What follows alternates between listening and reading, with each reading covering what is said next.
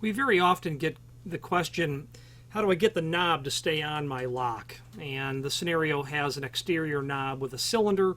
Someone has pulled the knob off, put it back on, and when they go to reinstall the lock, the knob comes off in their hand, the exterior knob. This particular client has an issue with this particular client just had the lock rekeyed.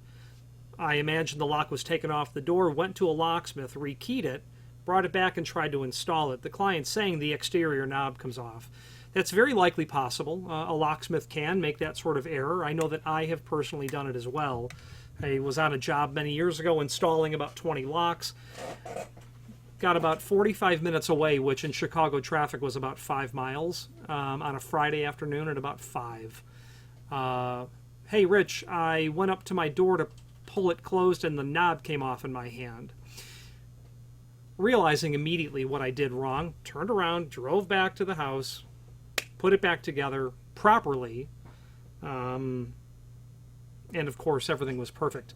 It's very easy to put the knob on, take it off of a lock when you really understand how it works. It's not easy if you don't understand how it works. It's practically impossible. Okay, every time that I will reseat a knob, as I learned that one time many years ago, I tug on the knob to make sure that it's seated. So the bottom line is I have a lock here. This happens to be a Schlage D series Orbit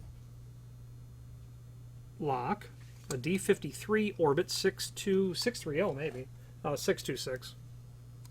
So I've got my exterior knob, my cylinder's in place, I've got a couple of keys, and right now this is what I want you to have.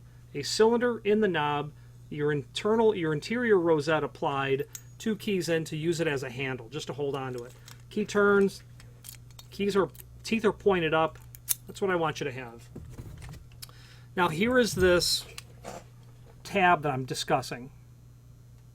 That's a spring-loaded tab. I can take my finger and push that tab in, and that whole item will retract. Okay? That's because nothing is inside of there.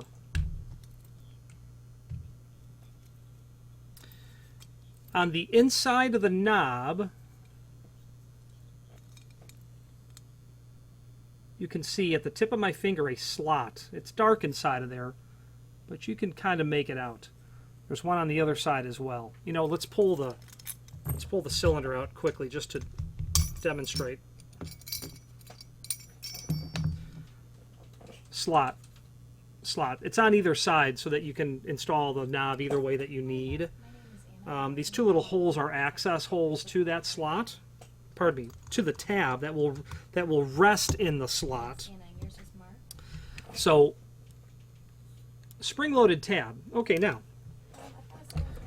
when I stick the knob onto the lock, that tail piece, that flat bar, is going to go into that rectangular hole that's prepped down in there. That's got that circle top and bottom. So your latch bolt's on the side, your teeth are up. Take that, and I've got my tab on your side so you can see it. You're going to just wiggle that down until it seats all the way down to the point where you can no longer push it because the tab is there. I can push that tab in and it won't go any further.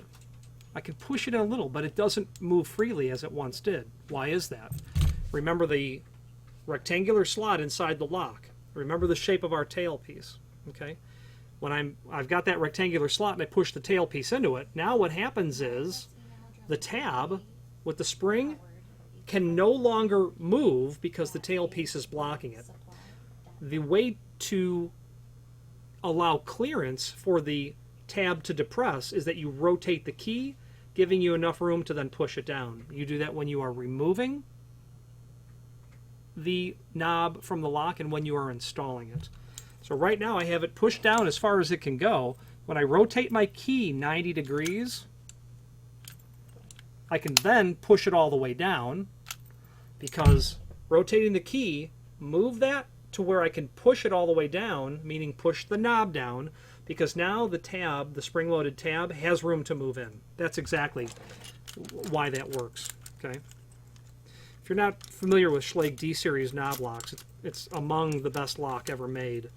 So in order to remove it, and what keeps the knob from just coming off? That tab is now seated into the slot on the inside of the knob. The only way that you can take a tool and depress that tab, if I were to stick my tool in there, I can't, the knob won't, the tab won't move. Because why? That tail piece is inside of there and it won't move. When I insert the key and rotate it 90-degree clockwise, you can go counterclockwise, but clockwise is normal.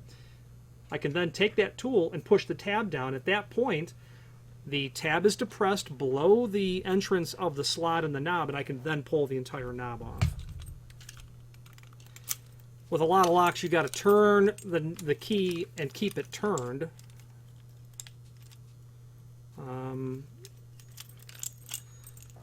The way that I do it is I'm going to turn it. I'm going to use my finger to keep the key turned. Okay? Then I can get in there with my tool, and I can push that, and I can sense that the tab has depressed, allowing me to pull the knob off. Without the key, your knob's not going to come off. And if it does, it's very likely either a broken lock or it's a very unusual lock. Putting it back together, knob goes down as far as it can until the tab stops. Push the key and turn it. Keep the key turned. Then we're going to depress that tab a little bit.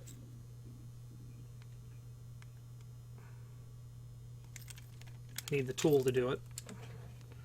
Tip of my finger's not cutting it. I'm going to push that tab down.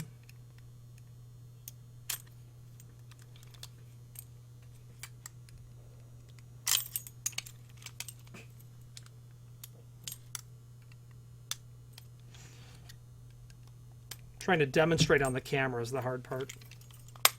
Pushed it down. Now, the thing that the locksmith, that this client didn't do, was tug on it. Lock the lock, literally pull on it. You want to make sure that it's good. You don't want to turn around 45 minutes later and have to drive back another 45 to then drive back another 45.